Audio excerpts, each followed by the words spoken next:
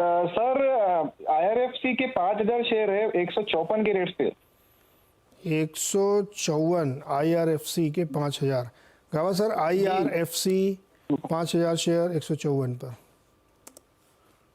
Hold करना चाहिए, hold hold करना चाहिए। 154-55 के आसपास ट्रेड कर रहा है, स्ट्रक्चर पॉजिटिव है, करेक्टिव मोड पे था, लेकिन मेरे ख्याल से ये स्टॉक होल्ड करना चाहिए। लॉन्ग टर्म के लिए बढ़िया है, 200 के जोन है वो जा सकते हैं वहां। जावेद, लॉन्ग टर्म के लिए रुकना है इसमें ना? जी सर, जी रुकना है। हाँ, तभी है क्योंकि आपका भाव टू भाव चल रहा है एकदम। जी सर, अगर लंबा नजरिया है जी जी तो इसमें रुकना पड़ेगा आपको।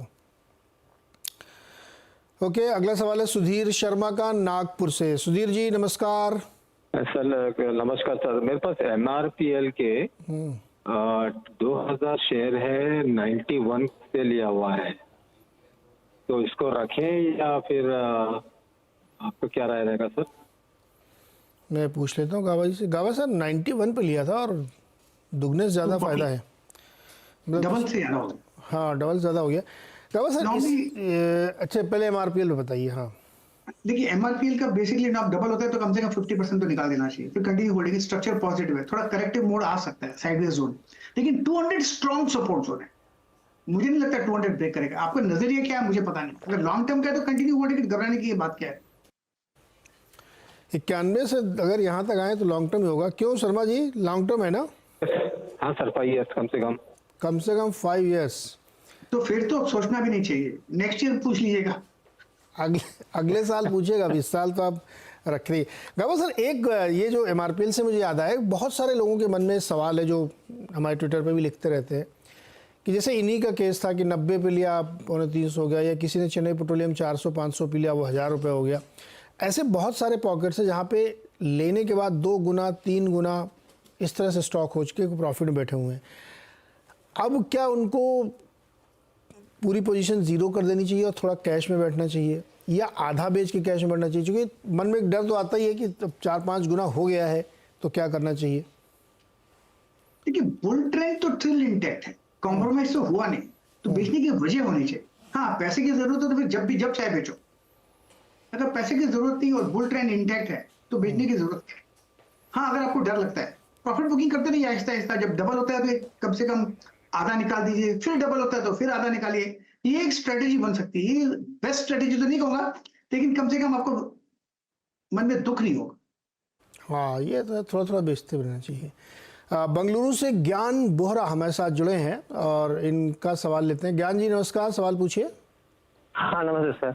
एक्चुअली मेरे पास एक गार्डन रिच शिप बिल्डर्स के 25 शेयर हैं, 748 में लिया हुआ है। मैं जानना चाहता हूँ कि करेंट रेट में होल्ड भी कर सकता हूँ और भी इन्वेस्ट करना चाहता हूँ इसी शेयर में, तो कर सकता हूँ क्या? ओके गावा साहब, 2 सवाल हैं इनके। एक तो जिन्होंने ले रखा है वहाँ से थोड़ा सा ऊपर गया है स्टॉक, इसी शेयर में और करंट प्राइस पे इन्वेस्ट किया जा सकता है क्या?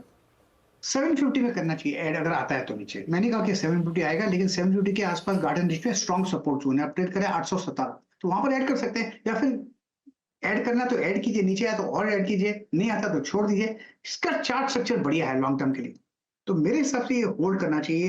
एक ऐड करना है तो ऐड कर सकते हैं, डिप्स आए तो, नहीं आया तो कोई बात नहीं। तो ज्ञान जी अगर नीचे आए ना 750 के आसपास तब और ऐड करिएगा, अदरवाइज फिर आप इसी पोजीशन पे अभी बने रहिए, इस भाव पे मत करिए ऐड। अगला सवाल है सुबोध कुमार दास का, दरभंगा बिहार से। बताइए दास साहब। नमस्कार जी। जी एक्चुअली मेरा एक बलरामपुर चीनी शेयर है, हाँ, और एक BCPL रेलवे इंफ्रा शेयर है। तो थोड़ा सा जानकारी लेना है। जो BCPL 147 में लिए हैं 100 शेयर, और बलरामपुर चीनी 150 शेयर 367। ओके गावा सर, पहले बलरामपुर चीनी देखिए। ओके, बलरामपुर चीनी थोड़ा डिप पॉसिबल है, जगह है 360, स्ट्रॉन्ग सपोर्ट जोन, ट्रेड करा 377। अगर डिप मिलता है तो 360 आता तो रुक सकता है। लॉन्ग टर्म चार्ट ठीक है, लेकिन कुछ महीनों से साइडवेज जोन पर, कंसोलिडेशन पे, तो आई थिंक एक फ्रेश ट्रेंड की जरूरत है। नीचे ऊपर होता रहेगा, ट्रेंड में ही है तो ट्रेड जोन में, तो होल्ड है ट्रेड जोन। अच्छा, दूसरा जो इन्होंने लिया है BCPL रेलवे इंफ्रा, नंबर बताऊँ क्या मैं आपको? हाँ प्लीज प्लीज। नंबर है इसका 542057। 542057। BCP yes. Circuit on the way up, circuit on the way down, छोड़ देना इसको। नहीं, इट्स डिफिकल्ट। बेचना चाहे तो बिकता नहीं है, खरीदना चाहे तो खरीदता नहीं, ऐसे स्टॉक में नहीं होना चाहिए। दास साहब सुना आपने? भी नहीं हो पाता और परचेज भी नहीं हो पाता है। यही तो बता रहे हैं गाबा जी कैसे क्या जी कि जब ये जो सर्किट टू सर्किट ऊपर नीचे होते हैं ना, तो ना तो बेच पाओगे आप, ना खरीद पाओगे आप। जी, उसका फिर कैसे क्या करना होगा? जिस दिन ये अपर सर्किट में लगे उस दिन बेच देना। अच्छा, ठीक है। मतलब उल्टा हो सकता है, जैसे आज लोअर पे है ये, तो आप बाई कर सकते हो आज, लेकिन बाई करना नहीं है आपको। तो जिस दिन अपर जाए उस दिन अपना बेच के निकल जाइएगा इसमें से। ठीक है जी। अगला सवाल है सुभाष का, हमारे साथ राजस्थान से जुड़ रहे हैं। सुभाष जी नमस्कार, सवाल पूछिए सर। हाँ नमस्कार सर, नमस्कार। आपका बहुत फैन हूँ मैं आवाज का।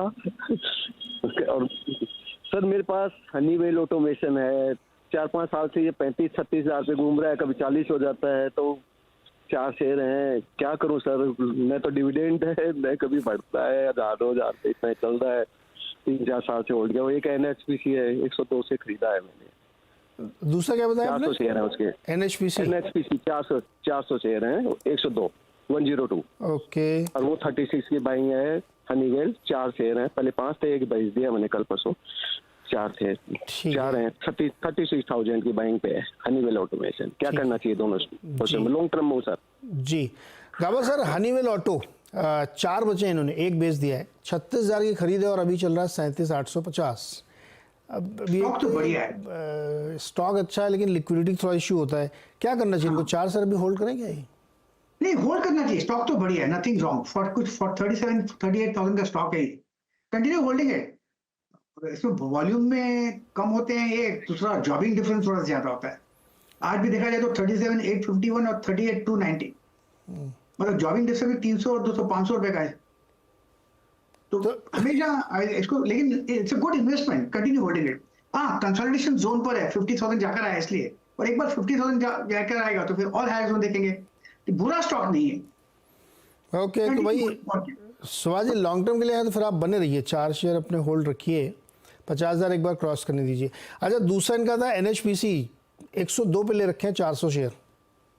एनएचपीसी 102 पे नहीं, ये होल्ड कीजिए, थोड़ा स्ट्रेच है, उसके बाद लिया है इन्होंने, लेकिन आपको मिलना चाहिए एनएचपीसी, कंटिन्यू होल्डिंग। इसको होल्ड करिए। एक और सवाल लेते हैं फटाफट, पुष्कर सक्सेना का पटना से। बताइए सक्सेना जी। मेरे पास ओरेकल फाइनेंस के 40 शेयर हैं, 1,839 रुपये 80 पैसे की दर से। मैं इसका अपर पोटेंशियल जानना चाहता हूँ कि ये ऊपर और कहाँ तक जा सकता है जी। कृपया इस पर मुझे। जी गाबा सर, ओरेकल फाइनेंस बहुत अच्छे प्राइस पे लिया इन्होंने, 1840 पे, अभी खड़ा है लगभग 8,000 पे। और कितना ऊपर जाएगा? 10,000 कब जाएगा सर ये? 10,000 कब जाएगा कहना मुश्किल है, लेकिन लगता है इसका लक्ष्य 10,000 के करीब। हाँ। और जो अच्छा ब्रेकआउट मूव मिला था करीब 6,000 के आसपास, उसके बाद 6,000 से 7,000 7,893 चला गया। तो मेरे ख्याल से अपू ऑन है, इसमें घबराना नहीं चाहिए। मेरे ख्याल से 10,000 का लक्ष्य होना चाहिए, और जो स्टॉक 10,000 जाता है उसमें स्ट्रेंथ तो होगी, तो आप होल्ड कीजिए, नथिंग टू वरी। तो भाई 10,000 की तरफ ये जाएगा पुष्कर जी, लेकिन समय बताना बड़ा मुश्किल है कि ये कब जाएगा, लेकिन जाएगा। और जिस तरह से माहौल इसका बन रहा है यहाँ पे। गावा सर एक सवाल अशोक लीलैंड पे है, इनका नाम बताता हूँ मैं आपको, विकास कुमार ने अशोक लीलैंड ले रखा है 185 पर, quantity 500, very short term. Very short term मतलब क्या, एक दिन कमाने क्या इनको? आधा घंटा एक हफ्ता मान लेते हैं सर, चलो वेरी शॉर्ट टर्म 1 हफ्ता। चलो सबसे पहले अशोक लीलैंड मेरे पास पोर्टफोलियो में है, और मैंने इसको रिसेंटली ट्रेडिंग में भी ऐड किया है रिसेंटली। ओके तो ये मेरे पास है स्टॉक। मेरे से स्ट्रक्चर ये पॉजिटिव लगता है। अभी बुरे नंबर आए फिर भी ये टूटा नहीं स्टॉक, ये साइन ऑफ स्ट्रेंथ है अशोक लेलैंड में। मेरा टारगेट करीब 225 के आसपास का है, तो मेरे ख्याल से वहां तक जाना चाहिए और वहां ही मैं बेचूंगा, उसके आसपास ही बेचूंगा। तो मैं तो कंटिन्यू होल्ड करता हूं, लेकिन आपका नजरिया बहुत short term, very very short term, उसको वेरी वेरी थोड़ा मीडियम टर्म कर दीजिए, मुनाफा मिलेगा। ये अभी साइडवेज जोन पर है अशोक लेलैंड, करीब 8-10-12 हफ्ते से साइडवेज है, लेकिन ये वीक नहीं है स्टॉक, तो कंटिन्यू होल्डिंग इट और अपना नजरिया बढ़ा लीजिए। और ये अगेन डिस्क्लोज करता हूं, ये स्टॉक मेरे पोर्टफोलियो में। ये बात ध्यान रखिएगा, ये गाबा सर के पोर्टफोलियो में भी है अशोक लेलैंड, तो एक राय किसी और से भी जरूर लीजिएगा। गुरजीत गुलाटी के सवाल लेते हैं। इन्होंने 160 शेयर खरीद रखे हैं देवयानी इंटरनेशनल के आईपीओ के समय 90 रुपए पे। क्या करें, होल्ड करें, ये प्रॉफिट बुक कर लें, क्या करें? आईसीआईसीआई जनरल इंश्योरेंस आज बहुत बढ़िया आपको मिला है, कंटिन्यू होल्डिंग है। नहीं सर, देवयानी इंटरनेशनल। ओ सॉरी, देवयानी, मेरी गलती हो गई, सॉरी, DEVY। देवयानी इंटरनेशनल थोड़ी अपर रीजन में थोड़ा सेलिंग प्रेशर था, ट्रेड करा है 158, पॉसिबल है कि 140 भी आ सकता है, 140 के आसपास सपोर्ट है, लेकिन एक लेवल देता हूं, उस पर ध्यान दीजिए, 175। ये एक बार 175 निकल गया, फिर हायर देखेंगे 195। यस, अप मूव ऑन है, कह सकते हैं yes Devyani international, but continue holding है। कंटिन्यू करिए इसको होल्ड के। और अमित का सवाल, ये होल्ड कर रहे हैं डेटा पैटर्न्स का, 100 शेयर्स हैं 2500 के प्राइस पे और लगभग 1 साल इनको हो गया होल्ड करते हुए। और दूसरा इनका पास रिको ऑटो है 98 वाला। क्या करें सर, डेटा पैटर्न में और फिर रिको ऑटो में? रिको ऑटो की पहले बात करते हैं, स्ट्रक्चरली पॉजिटिव है, कंटिन्यू होल्डिंग है, स्ट्रॉन्ग सपोर्ट जो 90 है, 98 के आसपास ट्रेड करता है, 110 पार कर लेगा ऐसा लगता है मुझे, स्ट्रक्चरली लगता है 110 पार कर लेगा और हाई जोन देखेंगे, तो it's a hold Rico Auto. Data pattern, ये स्टॉक मैंने 560 के आसपास आइडेंटिफाई किया था, लेकिन लिया नहीं था, रिग्रेट कभी कभी होता है, लेकिन यस अप मूव ऑन है, 2574 पर ट्रेड कर रहा है, ये लगता है हायर जोन देखेंगे, स्ट्रक्चरली पॉजिटिव है, ब्रेकआउट मिला था 2400, कंटिन्यू होगा अप मूव और आना। डाटा पैटर्न्स है, इस पर बने रहिएगा। मनीष शर्मा 5000 शेयर्स, PFC 277 पे। PFC, हाँ, पावर फाइनेंस। यस, मैं निकाल लेता हूँ चार्ट पावर फाइनेंस का। पावर फाइनेंस का चार्ट है, यस थोड़ा साइडवेज है, क्योंकि बहुत फास्ट जोड़ा है फ्रॉम 250 टू 450। अगर साइडवेज आता है तो nothing to worry, I think dips buyable है, स्ट्रक्चर पॉजिटिव है, strong support zone power finance का करीब 385 के आसपास है, वहां पर सपोर्ट मिलेगा, लेकिन स्ट्रक्चर पॉजिटिव है, शॉर्ट टर्म में वीकनेस है, कंटिन्यू होल्डिंग, घबराने की जरूरत नहीं। पावर फाइनेंस घबराने की जरूरत नहीं है, पावर फाइनेंस रखिए। अच्छा, एक नमन अरोड़ा का है ऑन मोबाइल ग्लोबल, 3000 शेयर लगभग ले रखे इन्होंने, एवरेज प्राइस 110 रुपये 64 पैसे, लिया तो था शॉर्ट टर्म के लिए, लेकिन अब हो गया है इन्वेस्टमेंट। इसमें ब्रेकडाउन मिला करीब 105 के आसपास, उसमें एक वीकनेस आई, पॉसिबल है कि 75 भी देखने को मिल सकता है, वहां पर शायद एक सपोर्ट है, तो I think on mobile choice नहीं है, 75 के आसपास एक सपोर्ट मिलना चाहिए, लेट्स होप वहां मिल जाए। अब तो इन्वेस्टर बने रहना पड़ेगा इनको। जी बिल्कुल, अब यहाँ से निकल के जा नहीं सकते। कहा सर, रेलटेल के निवेशकों को क्या करना चाहिए? आज 13.5% ऊपर है, 482 रुपये का भाव आ गया है रेलटेल में। मैं चार्ट निकाल लेता हूँ रेलटेल का, ये रेलटेल, या रेलटेल, वाओ ब्यूटीफुल, एक ब्रेकआउट मिला है, मिस हो गया मुझसे, लेकिन बहुत बढ़िया ब्रेकआउट मिला है, और ये 500 की तरफ जाएगा, वहां पर रुकेगा नहीं, स्ट्रक्चर पॉजिटिव है, इसमें जब भी कोई करेक्शन आई है, 3 बार आई है, तो करेक्शन एब्जॉर्ब हो रही है, तो अपमूव फिर एक अपमूव मिलता है। RailTel, yes it's good, it's a hold.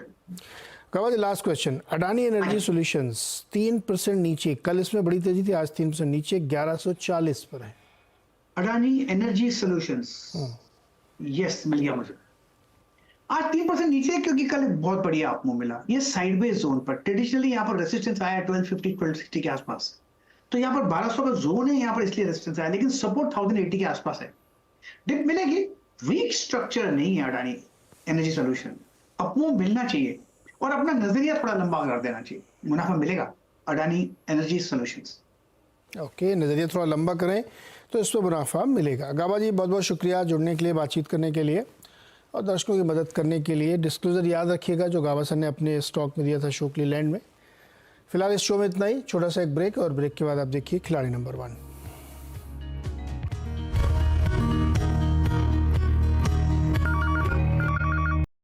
बता दें कि मनी कंट्रोल पर दिए गए विचार एक्सपर्ट्स के अपने निजी विचार होते हैं।